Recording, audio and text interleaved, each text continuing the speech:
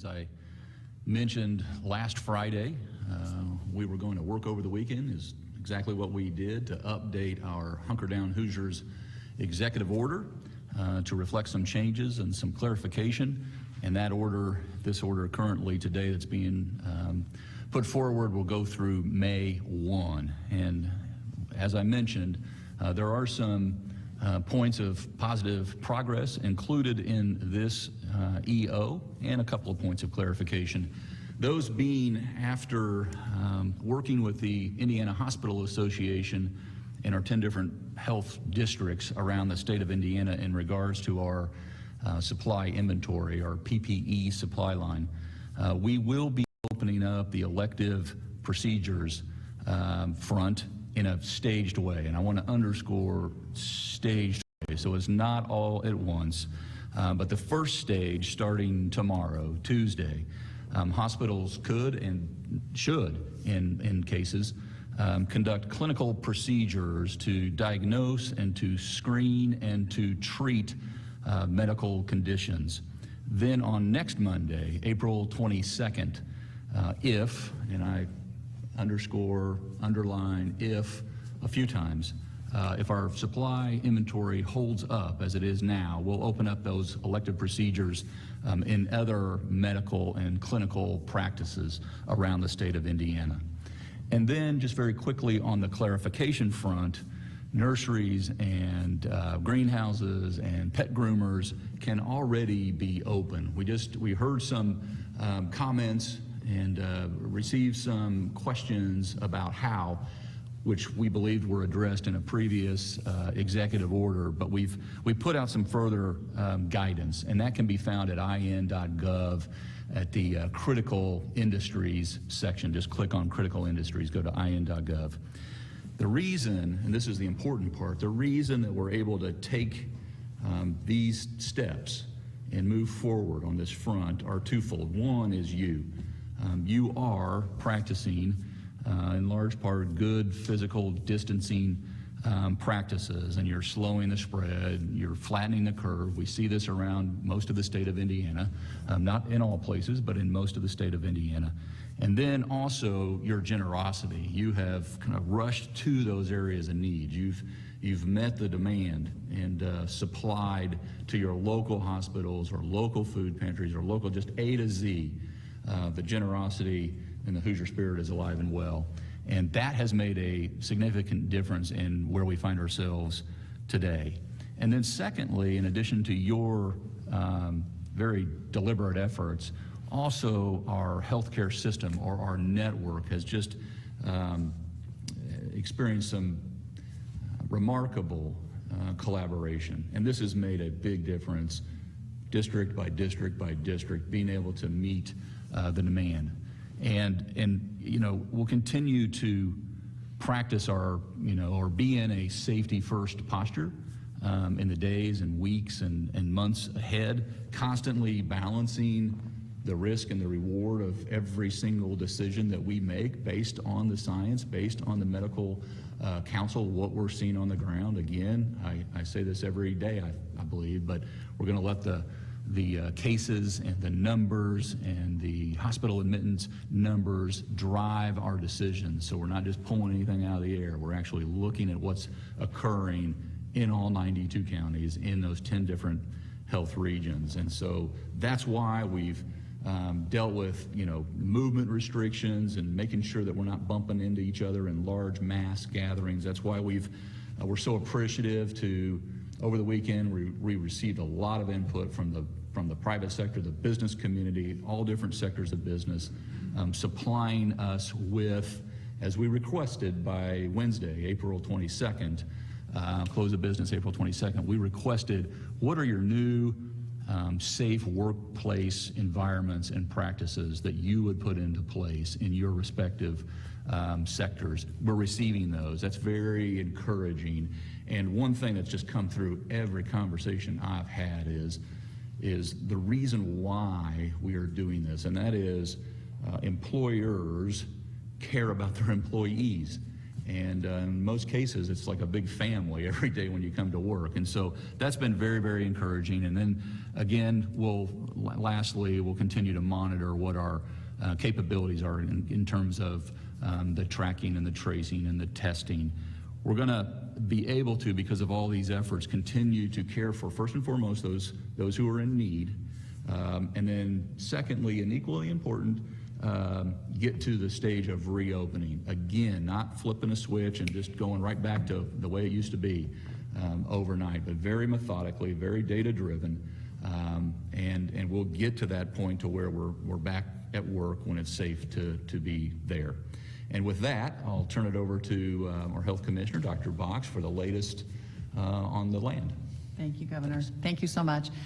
Good afternoon, Hoosiers. Today we reported 505 new cases of COVID-19 in the state of Indiana and sadly 7 new deaths. We're grateful to see the lower number of deaths reported, but I want to emphasize that sometimes we typically see a little decline in the deaths at the beginning of the week or after a weekend, especially a long weekend.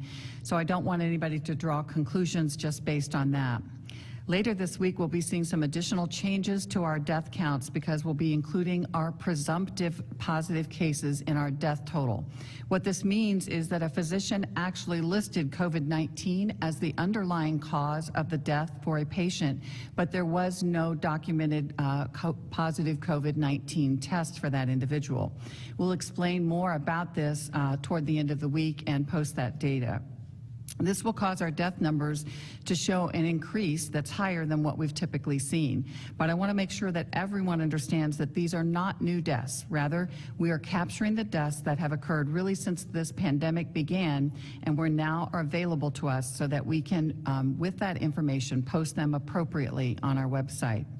Indiana, like every other state, will include these deaths in our reporting in order to better capture the toll that COVID-19 has truly taken with regards to individuals who have become ill and then unfortunately died. This will give us a more accurate picture. I'd also like to provide a brief update on testing across the state. As you can see today, we reported 3,585 new tests, which is exciting to see, and it reflects the hard work that's being done all across the state. Last week, the State Department of Health actually tested 2,531 individuals at 4 drive-through clinics in Evansville, Fort Wayne, Gary, and in Sellersburg. This week, we're continuing drive-throughs in Gary, Fort Wayne, Greensburg, and Sellersburg Monday through Wednesday. Total tested through these drive-throughs has now been 3,777 individuals. I want to thank again our incredible partners who have hosted us in the local communities and provided logistical support and offered manpower through our local health departments and other community-based organizations.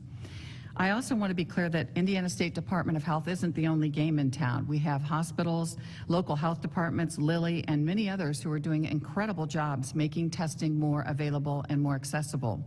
Marion County and Floyd counties in particular have been doing an incredible job in their communities by helping to bring more testing to people who are symptomatic. Testing individuals who are symptomatic gives us the best information so that we can do robust contact tracing. It allows us to ensure that those who are positive are at home isolating and that we can then identify individuals that have been in close contact with them and ask them to quarantine for the next 14 days. And most importantly, test those contacts if they become symptomatic. Finally, I want to provide some brief updates on our long-term care settings. As I noted last week, we've had a number of outbreaks and more than 100 deaths in these facilities across the state. We're working on a plan to provide weekly updates on those totals and hope to have more data to share on this front later this week. The Centers for Medicare and Medicaid Services yesterday issued a notice of their upcoming rule change that will now require facilities to notify residents and their representatives of the occurrence of a confirmed COVID-19 infection or the onset of respiratory illnesses among residents or staff. And this is something that the Indiana State Department of Health, from pretty much the very beginning, has required with our recommendations. These rules will also require regular updates so that residents and families have current information on the status of the facility and the conditions within the facility. Facilities will still be required to follow all privacy laws, but we believe that this move will help to ensure consistency and transparency across all facilities across the state. We also have issued new guidance for end-of-life situations to allow more facilities and families to be able to assist in the goodbye for individuals who are losing their loved ones. This applies even to loved ones that have COVID-19. Because of the unique nature of this coronavirus, these decisions should be made on a case-by-case basis so that we make sure that we don't unnecessarily expose someone who would be at high risk to get coronavirus. So for instance, a family member that would be at very high risk if they would get sick by saying goodbye to another family member. I want to encourage all of our long-term care facilities and our hospitals across the state to review this guidance and to have conversations so that families can have this last gift. Thank you very much. Thank you, Dr. Box. Look, I just wanted to say before we get to the Q&A that I know the adverse effects of COVID-19, it's been rattling and it's been unnerving. It's had an effect on our individual and our state psyche and spirit and even soul. This is not unique to the state of Indiana. This is not unique to our country. This is happening all over the globe. And every day that we announce these numbers, those who have been infected and those who have regretfully passed on, we do that not out of choosing, but rather out of an obligation to make sure that you also are equipped with the facts so that you can alter your actions and your behavior accordingly so that you can be as safe as humanly possible. And so setting aside those numbers just for 1 second, I just thought I'd ask you to focus on a couple other sets of numbers. One, and they give me a lot of comfort, quite frankly. One is 16,705. That is the total number of licensed physicians in the state of Indiana. Over almost 17,000 licensed physicians in the state of Indiana. 152,000, the other figure, 152,000 total nurses in the state of Indiana. So we're looking at an army out there who is on the front line. And when we talk about fighting this virus, this is that army who is not just talking about it, they're treating it. And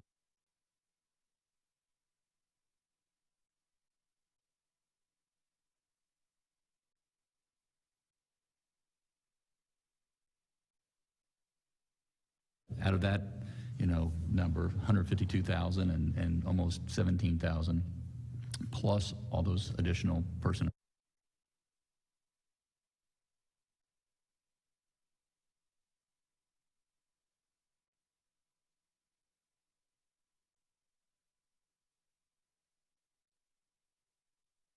Commissioner. And then there are other docs who you've seen periodically here who are also helping guide our COVID-19 response effort. And these are unique individuals in that Dr. Sullivan, who is the Secretary of the Indiana Family and Social Services Administration. Not only does she serve in that role, but then she also is going in weekly to Riley Hospital for Children and serving. Dr. Dan, who you've heard report on our nursing homes around the state of Indiana, is also a chief medical officer at FSSA, but he also practices medicine, emergency medicine at Eskenazi. Dr. Weaver, who works at the Department of Health, Lindsay Weaver, also practices at IU Health Methodist. Dr. Kaufman, who you see report on our EMS front on a weekly and if not daily basis, our state EMS medical director, he's also practicing at Ascension, St. Vincent's. And then we've got Dr. Doss, who is practicing at in our Department of Corrections. In we remain so focused on that population, making sure they're safe and secure. So I just wanted to point out that these folks are not just talking the talk here, but they are walking the walk on the front line, as close to hand in glove as you can get to this effort. And so on behalf of all those that I've just highlighted, and there are thousands, as I just mentioned, like them, who are putting in as many minutes and as many hours and as many back-to-back days in this effort, 168,000 that I just referred to, we've all come together.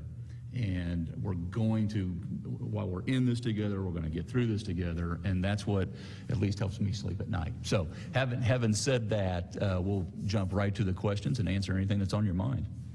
Sarah from WNIN. Hello, Sarah. Good afternoon. Hi, good afternoon. You hear me okay? Yes, loud and clear. Great. So we are reporting that a Spencer County clinic is administering antibody blood tests, and they've had numerous positive results for current infection of COVID-19. These clinicians say the tests are American made. How are results from antibody tests like these going to factor in to the process you're using to open up the state?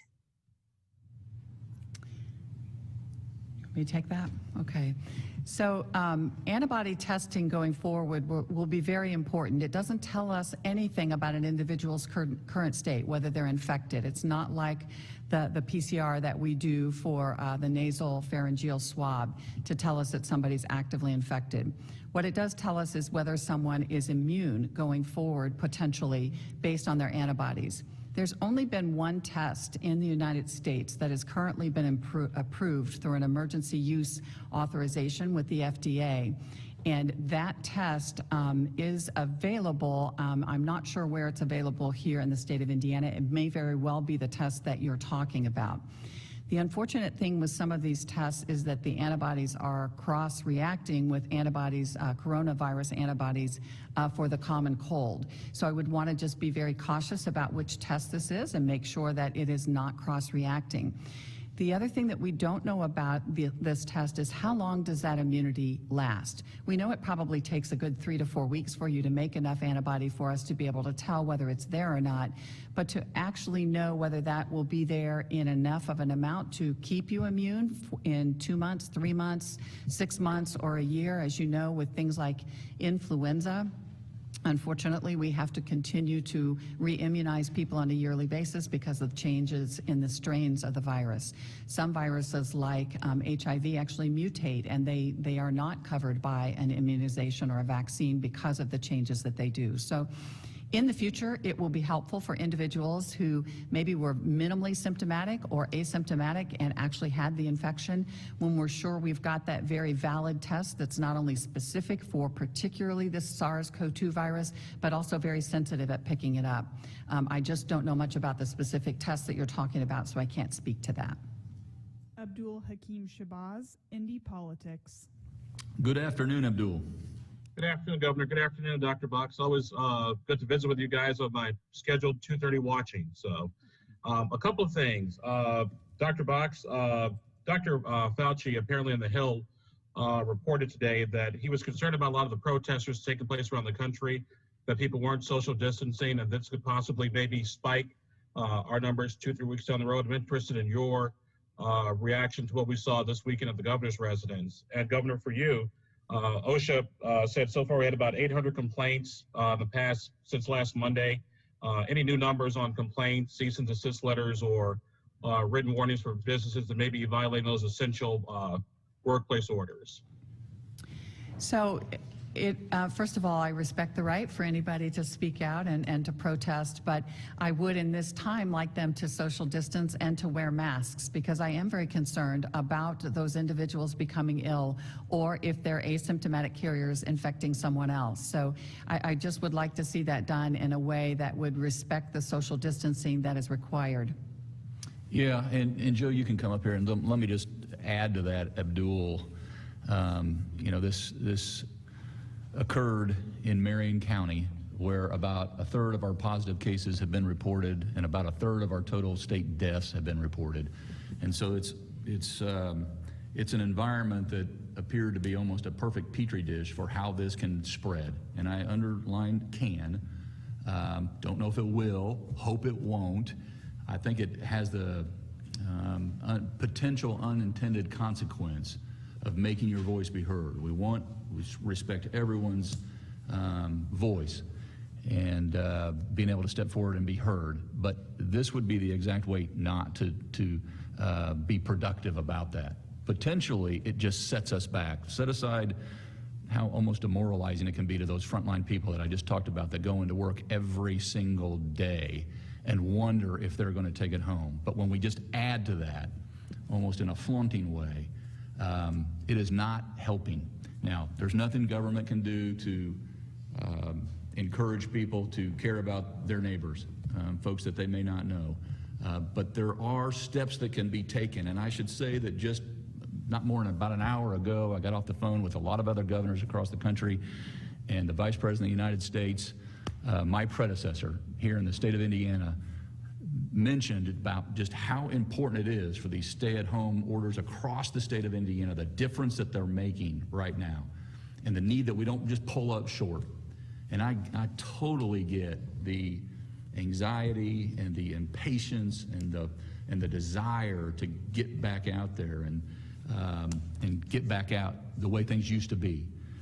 There will be a new normal, and we will get there, and we're on the right path. That's the somewhat frustrating thing is, for the most part in the state of Indiana, we're on the right path. We just announced some progress. We spent all weekend working on responsibly and safely reopening. We want to do this in a smart way, and we'll get there a lot faster if everyone subscribes to the notion that we're in this together. And with that, Joe, I hope you remember the question that he posed. I do. Okay. Joe Herons, General Counsel for the Governor. So the numbers that we have as of this morning, the aggregate numbers going back almost 2 weeks to the start of the enforcement effort that's being led by David Cook at the Alcohol and Tobacco Commission. The total aggregate numbers in various categories, I'll run through these pretty quickly. The number of complaints that have been investigated in the last couple of weeks is 982. The number of complaints that were determined to be unfounded or without merit is 866. The number of verbal warnings that were issued to businesses is 74. And there have been no cease and desist letters, no orders to close, and no referrals to prosecutors in the last 2 weeks. So those are the numbers. Thank you. Jake Thomas, Fox 55, Fort Wayne. Good afternoon, Jake. Thanks for being with us. Hi, Governor. How you doing? Doing great. Thank you. Okay, so this question is going to be for Dr. Box. Up in Noble County, the Sacred Heart Home in the Villa reported 3 new COVID-19 deaths this past weekend after one patient died and multiple others were tested 2 weeks ago. And we've already heard from one relative who says the facility is telling them very little information and they have to find out about these deaths through our social media channels. Could you tell us if the deaths were possibly connected to the first outbreak that happened 2 weeks ago and what the facility and strike team are doing to help cut down on the spread of this? And then finally, what can families do if they don't feel like they're being informed about what's happening inside these nursing home facilities? So I'm sorry, I don't really honestly have those specifics in my head. And again, we want to report on aggregate data with regards to that. If our strike team has been in there, what they will do is go in and test anybody who is symptomatic. If those tests come back positive, we go back in and we make sure that we can isolate anybody who's positive, test additional individuals, sometimes symptomatic, sometimes asymptomatic individuals that we know are at risk to actually have contacted the virus. We'll test employees at that time. We make sure that, confirm that they have all the PPE that they need and that they understand what the infection control procedures are that we've discussed with them prior to that are. And we'll offer and do follow up with them. Then we have a team through Probari that actually calls the long-term care facility on a daily basis and follows up with how the individuals who are infected are doing, whether they have any more signs or symptoms with individuals that may be infected that we need to get back in and test. So we're very, very careful about that. With regards to families not being notified, I think that's really sad. I do think it is an obligation for long-term care facilities to let all of the residents know what's going on, and their families or their caretakers know what's happening. We're all concerned and very worried, and we can't see our loved ones right now. My own father's in a residential facility, and my mother-in-law's in a long-term care facility, and it's very difficult trying to get them to pick up the phone and answer, and they can't use a cell phone. So it becomes very hard on families, and I understand that personally. So I think the more information that we can give and the more transparent we are with regards to that, it's good. We do have to be very careful to protect the rights and the personal health information of individuals that are inside. But we can, in general, say that we have positive cases or that we've had a death or that, for instance, we have more people that look to be infected. Adam Wren, Indianapolis Monthly. Good afternoon, Adam. Adam will come back to you. Justin, the Westfield Indicator. Good afternoon, Justin. Good afternoon, Governor. My question is two parts. Firstly, what is the state of Indiana doing to ensure transparency in regards to the number of tests conducted at correctional facilities? Presently, only the number of positive tests, not the total taken, are reported. And secondly, what is the State Department of Health currently doing to address the outbreak of COVID-19 within the Westville Correctional Facility? Internal DOC briefings have shown that the number of inmates exposed to the virus may be almost 15 times higher than the number of confirmed cases. Dr. Doss, you want to take a crack at both of those?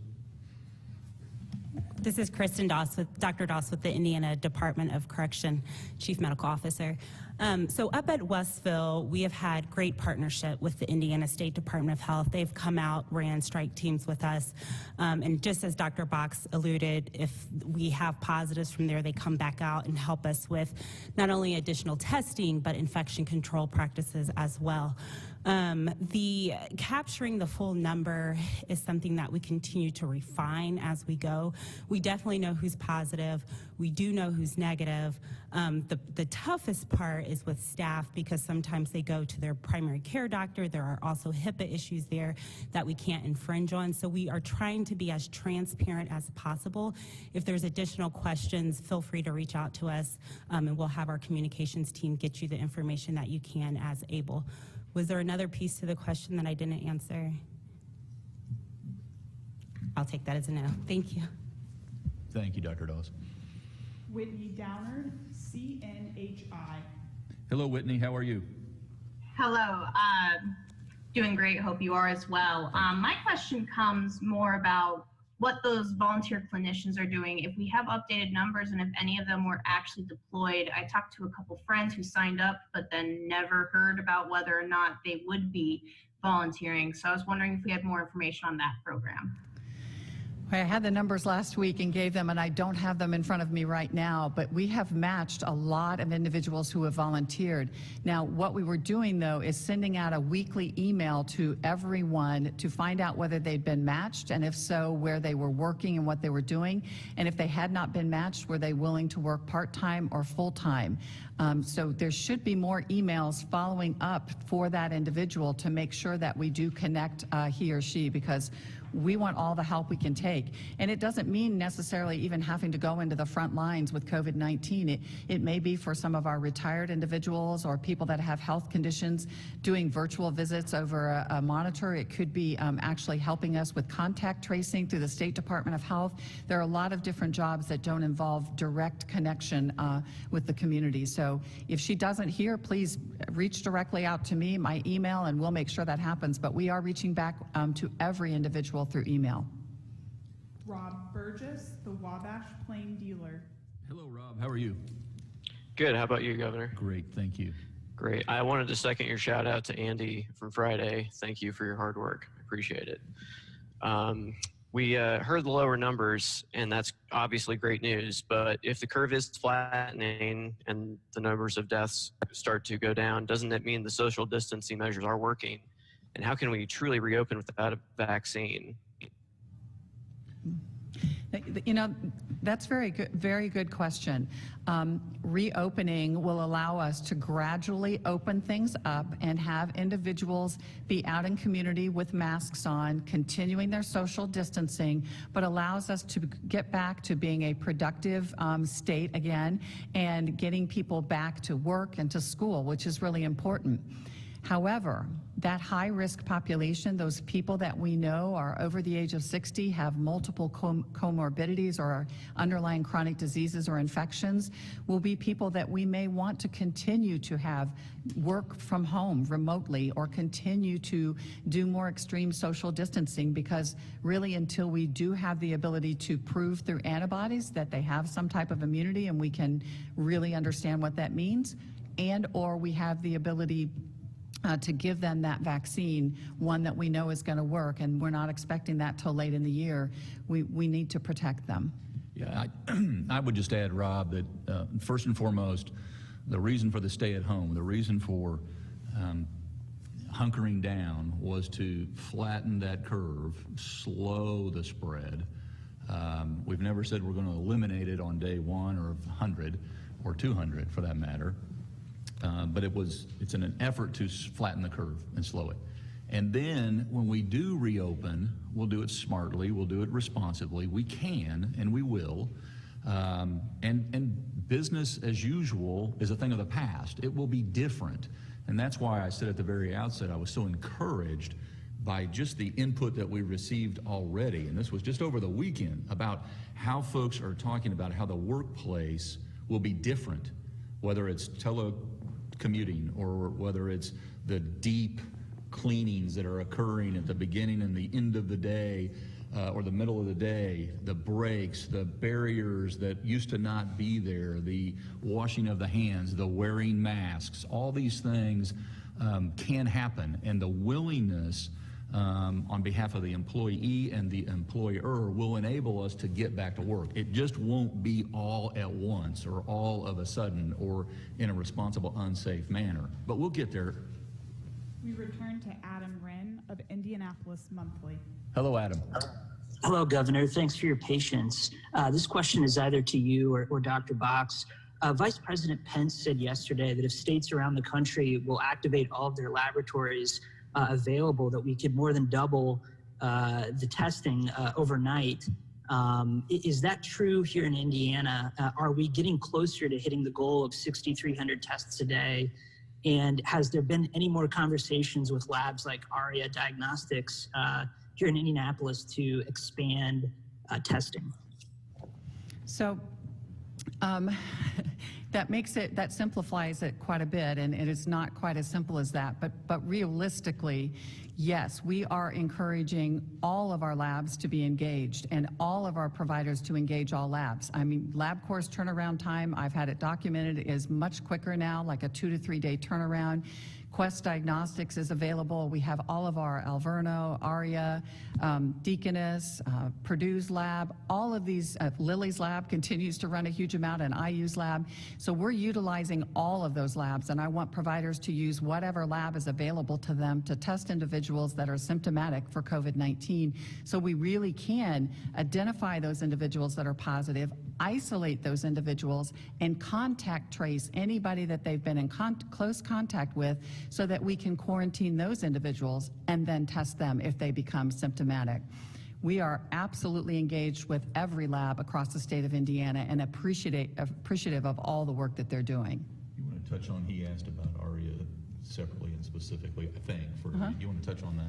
Sure. So I know there's been, I'm not on social media, so I don't see a lot of it, but a lot of talk about us turning down 50,000 lab tests from ARIA. And I can tell you, I have never turned down anything from ARIA Lab or from Zach Kahn.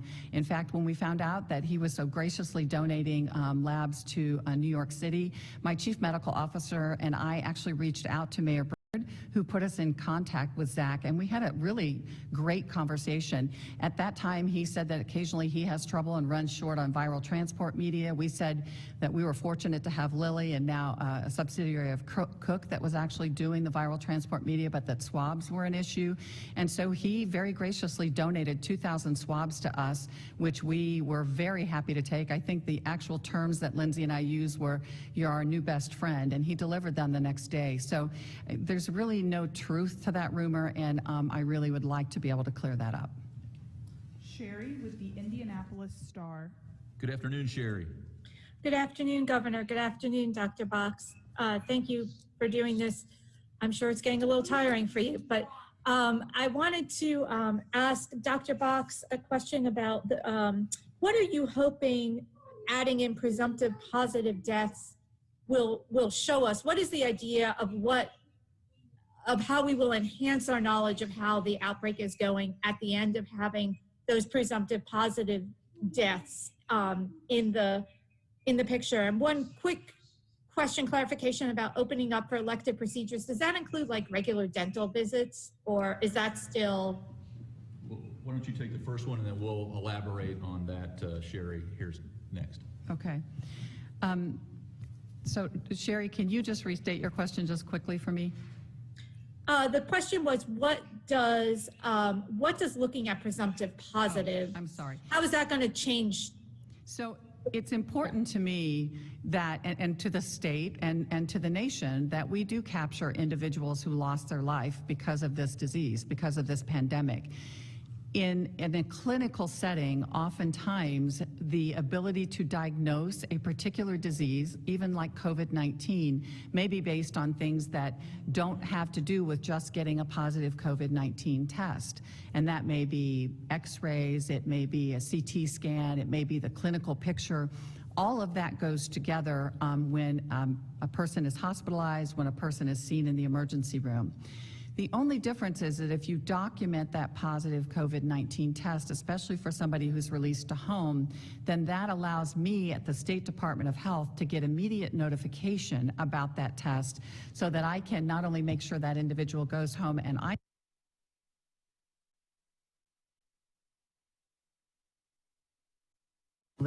but then we can reach out and do an investigation with that individual to identify close contacts they might have had. So from a public health perspective, the positive test is important. There are individuals that occasionally will absolutely be a COVID-19 individual that lost their life. And we're confident of that, but the test may come back negative because we do rarely have some false negatives. So that's the importance of that, is making sure that we are realistically capturing every individual that may have lost their life to this. Joe, you want to, Sherry, I could answer your second question with one word, yes, it does include. But Joe, you want to talk about not just Dennis, but the executive order, this new updated executive order and the one previous, and how the language is just brought forward. So approximately 3 weeks ago, the governor signed an executive order 20-13, that had a section in it entitled Conservation of Personal Protective Equipment, what we've been calling through this whole process PPE. And the idea behind the suspension of elective surgeries and invasive procedures for a category, certain category of providers and facilities, was to preserve that PPE for the surge that we were anticipating. So the same language that is in the Executive Order 2013 from 3 weeks ago is now in the new Executive Order, the stay-at-home order, under healthcare and public health operations. So those same providers are listed: dental, ambulatory surgical centers, plastic surgeons, dermatology offices. The same category of providers and facilities is listed.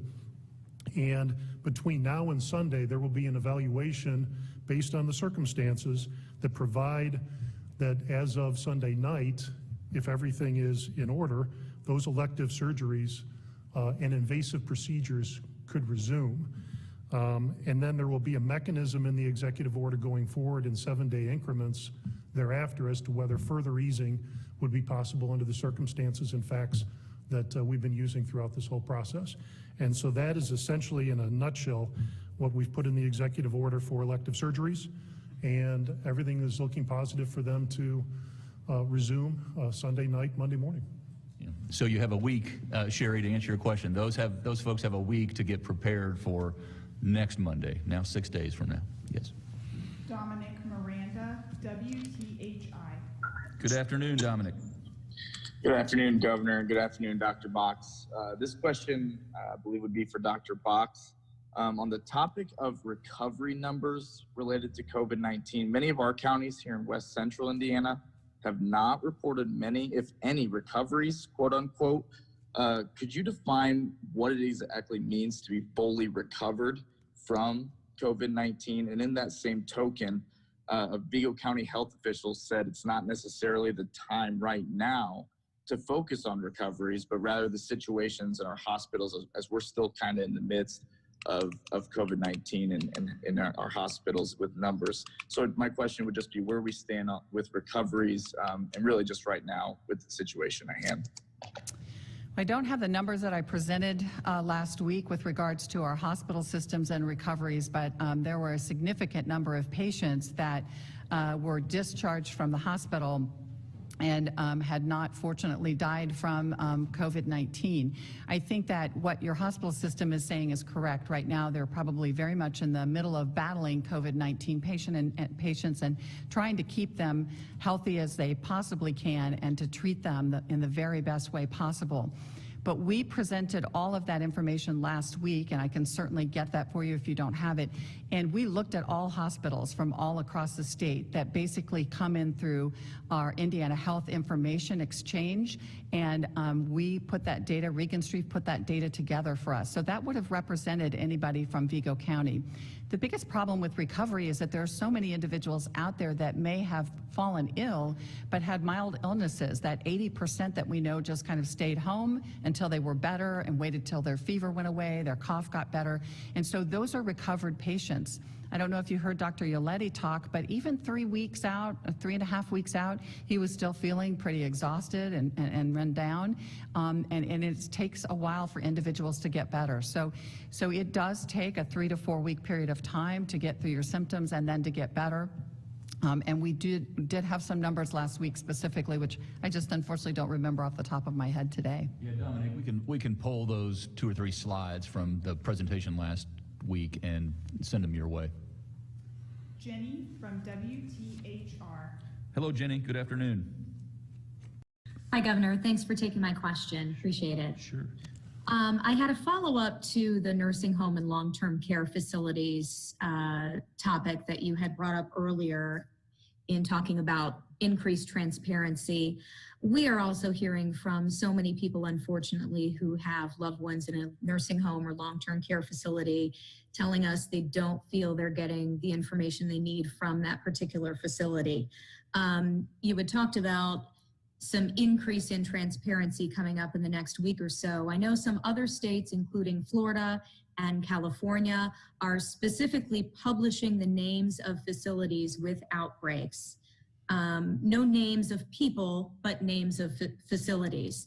And that's not happening here in Indiana now. So I'm wondering why Indiana is not doing that same thing and whether that will change so that families have the information they need. So again, the plan is to give you numbers of facilities in an aggregate, the numbers of deaths and numbers of infected individuals. I have seen that happen. I'm sure that is something that we can consider, but we've really tried to avoid that because we do think that this is a personal thing between the facility and the individuals who live in the facility and their families. And I know specifically having a loved one that is ill that we've been able to call every day and get information on how she's doing and the ability to have someone actually, help her try to talk on the phone with us and other things. So I would hope that that's what's occurring. I think that as these CMS regulations and rules take effect, if it's not, that's part of what my regulatory division does, and we can certainly partner with individual families to look into that further. Victoria Ratliff, the State House file. Hello, Victoria. Good afternoon, Governor. My question is for Dr. Box.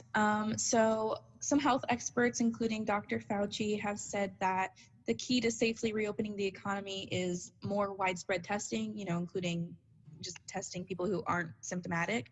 How close is Indiana to reaching that, and what do we need to get there? So that's an excellent question and something that I've actually worked on over the weekend and will be continuing to work on this week. The tests are there. The ability to run these tests through labs are there. I think that the missing factor in some areas of our state might be the ability to actually go in and have that provider do the test because of the need for having the PPE. So I've actually reached out to the Hospital Association, and we'll have a meeting in the next probably 24 to 36 hours with them to see how we can actually get a handle on exactly where across the state all of this testing is occurring, map that out, map out all our federally qualified health clinics and community health clinics that are engaged and just now starting up to do this testing, and then identify those gaps within each county so that when I contact trace someone and I call someone, tell them they've been exposed to COVID-19 and they call back in 24 hours and say they're symptomatic, or in a few days, we will know based on where they live where we can send them to get tested. So I think it's more about maybe identifying those sites and making sure that individuals are aware of where they can go to get that done. Cassie Garrett, Whitewater Publications. Hello, Cassie.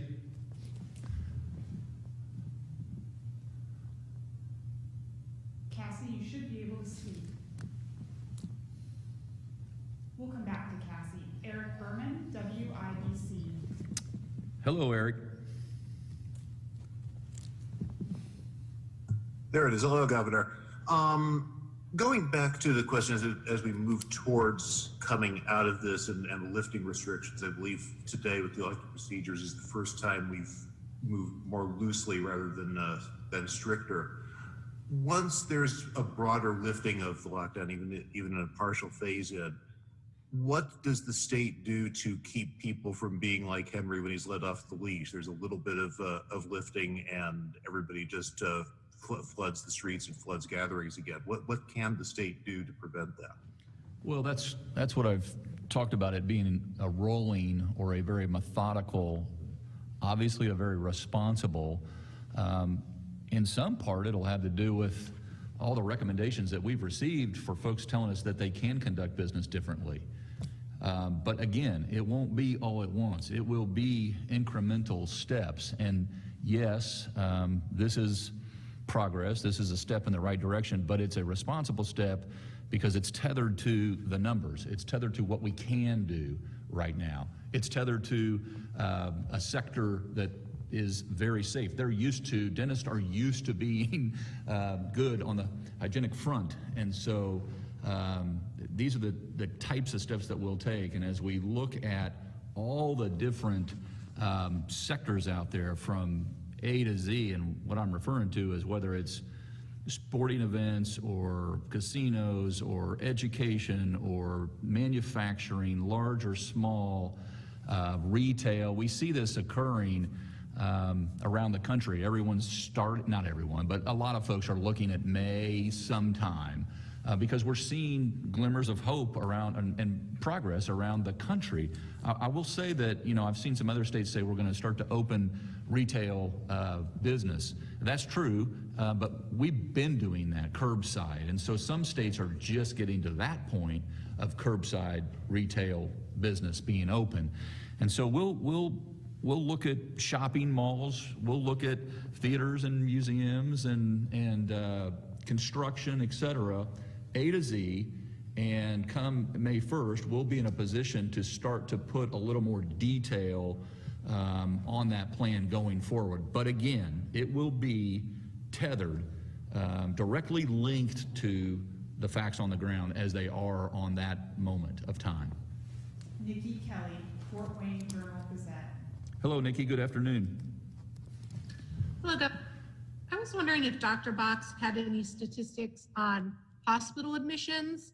It's one of the items that we need to be watching for to see if we have a 14-day decrease, but you don't have that up on the dashboard. So are we seeing a decrease every day in hospital admissions?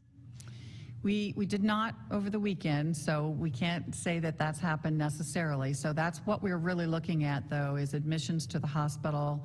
We're looking at the usage of our ICU beds and our ventilators across the state. Now, the ventilators and the ICU beds is up. I guess there's not a specific number about hospital admissions, but we can certainly, now that we have the data rolling through iHigh and Regenstrief, see if there's not a way we can't actually graph that for you. I know that my data team looks at this and watches this every day, so they'll be working on it before I finish. Dr. Kaufman, you want to add something? You look like you've... you had an epiphany there. No, I just wanted to try to add some additional data to the discussion. I think that as you look at data from hospitals, and not to address that specific question, but there are really several different layers of data that will need to be looked at. For example, one of the data points that we're tracking, several data points that we're tracking on a daily basis are the number of dispatches. So when folks call 911, how many of those are for flu-related symptoms? We're tracking the number of influenza-like symptoms that are being reported by our paramedics and EMTs after they arrive on scene and assess those patients. So we're tracking all of that, and I think it all fits into the models to look at healthcare system utilization in general as to the trend of decreasing numbers of patients with potentially COVID-19. Thank you. Tom Davies, The Associated Press. Good afternoon, Tom. Hello, Governor. Dr. Box, has there been a change in the expected peak for most of the state? You were forecasting through mid-May for outside Indianapolis, and how does loosening the restrictions before then be considered? And then, Governor, I know in your call with Vice President today, some governors were saying they still need more help in providing adequate testing. Do you feel the same way, since experts have been saying that widespread testing, even more so than we have now, is needed for that reopening to happen?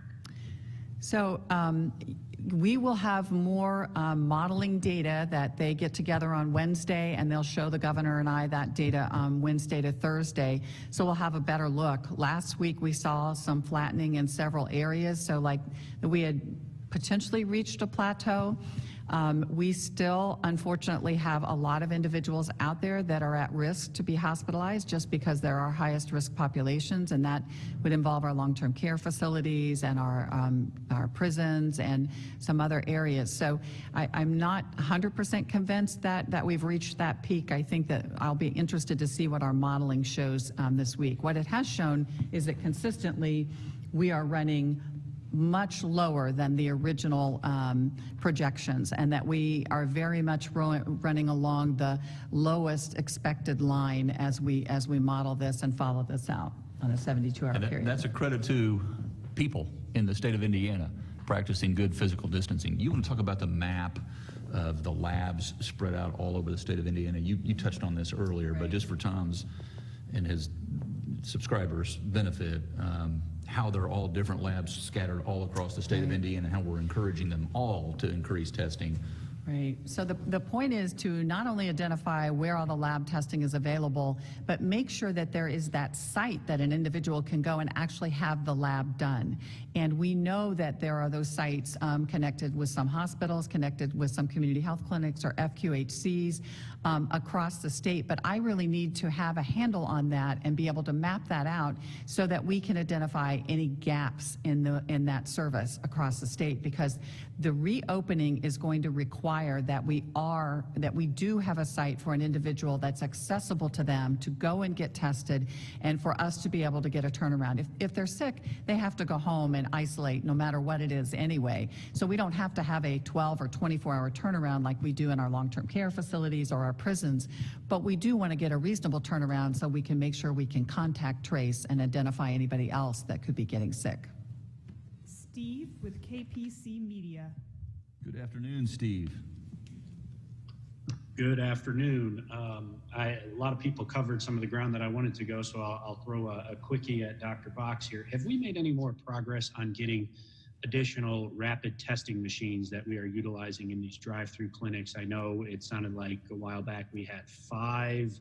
We had maybe been promised more and never got them. Are we getting more? Are we able to roll more of those out, since those seem to be a really good way to process a lot of people quickly, which is, as other people have talked about, an area that we maybe want to go in order to better inform our ability to reopen and get back to business?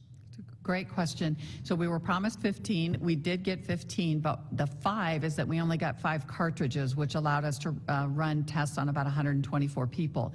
So as we were training people, for instance, we gave, I think, 3 maybe to the Department of Corrections, because we know that's a congregate setting where we have at-risk populations, and we want to make sure we can test quickly.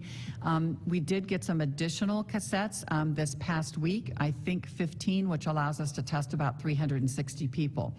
But But I would love to, and we've already applied to get more of those machines, but the cassettes right now seem to be the rate limiting step. Our final question is from Brandon Smith, Indiana Public Broadcasting. Good afternoon, Brandon. Hey, Governor. In terms of the new executive order, you talked about you're going to do this evaluation up through next Sunday ahead of potentially allowing elective surgeries on Monday. But the situation presumably won't be the same for every medical facility statewide. So how should a medical facility know when it alone can go ahead with some of these elective surgeries? Yeah. So I think that's an excellent question. Different regions of the state may be at different places with regards to the burden of number of patients that they have admitted and the amount of PPE that they're using, potentially even the medications that they would need to put someone to sleep or to do surgery. There are a number of ICU beds that are available. When we start doing things like elective hip replacements and knee replacements, that requires a lot of personal protective equipment. So the ability to know as a hospital system that you are well stocked with all of these things and that you safely can allow these other procedures to start happening is really, really critical, and not something that, we want to direct 100% right now, but we do want them to be looking at that carefully. As we go forward, if we start to see a surge or if we let things up and see an increase again, it may be a time when they, as a team, as a hospital system or network, as a region, say, we need to lock this back down for a little bit and then reopen it as needed. Thank you for joining today's briefing. Governor Holcomb's next briefing will be tomorrow at 2:30 p.m. Eastern. This has been a News 18